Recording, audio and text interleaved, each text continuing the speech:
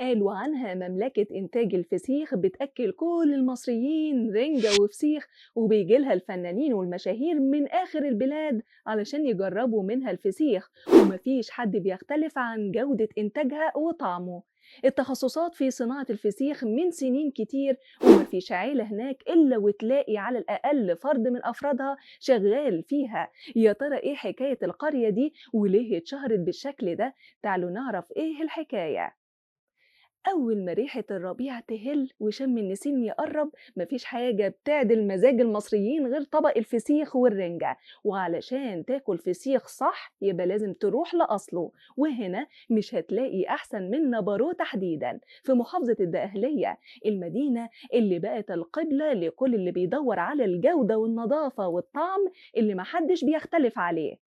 نبارو مش مجرد مدينة، دي قلعة صناعية فيها عشرات المحلات اللي ورثوا الصنعة دي أبا عن جد، ومن أول المشاهير والنجوم لحد أبسط الناس كله بيسافر ليها مخصوص علشان ياخد الفسيخة النبراوي اللي ريحتها وطعمها ملهوش زي في الدنيا. طيب إيه السر اللي خلى المدينة دي هي اللي بتأكل مصر كلها فسيخ في أهم المواسم؟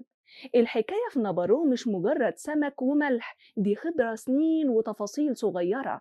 أصحاب المحلات هناك بيحكوا إن السر بيبدأ من اختيار سمك البوري الطازة من المزارع الكبيرة، وبعدين يترص كده في براميل خشب بطريقة معينة مع الملح الخشن.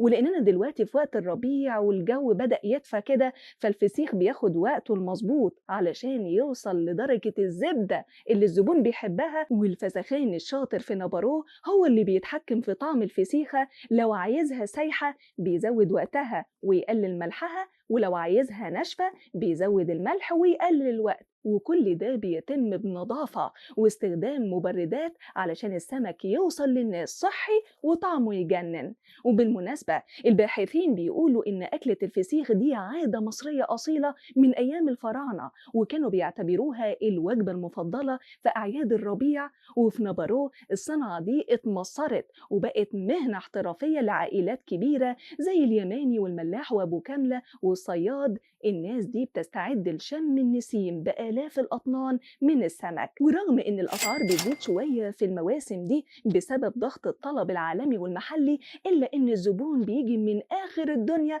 علشان يشتري من هناك وهو مغمض، لأن نبارو مش بس مشهورة بالفسيخ السايح والفاخر، دي كمان بتوفر لك كل لوازم الأكلة من عيش وبصل وليمون علشان تخرج من المدينة جاهز على الفسحة والأكل على طول. والمفاجأة إن نبارو النهاردة ما بقتش مجرد مدينة بتصنع الفسيخ بس، دي بقت مزار سياحي في شم النسيم، بتشوف فيها فنانين ورياضيين وإعلاميين كلهم جايين علشان الفسخان النبراوي. والمدينة برغم هدوءها إلا إنها في الموسم ده بتتحول لخلية نحل ما بتتعبش. في النهاية صناعة الفسيخ هناك بتفتح بيوت آلاف الناس وبتحافظ على تراث مصري قديم مكمل معانا من آلاف السنين. هناك الفسيخ مش مجرد أكلة، ده تاريخ وصنعة وفرحة ربيع ما بتكملش غير بلمة العيلة حوالين طبق فسيخ معتبر من قلب الدقهلية. ودلوقتي قول لنا انت بقى جربت تاكل من نبارو ولا لأ؟ ومين أشطر حد بتاكل من تحت إيده أحلى فسيخ؟ شاركنا برأيك في التعليقات.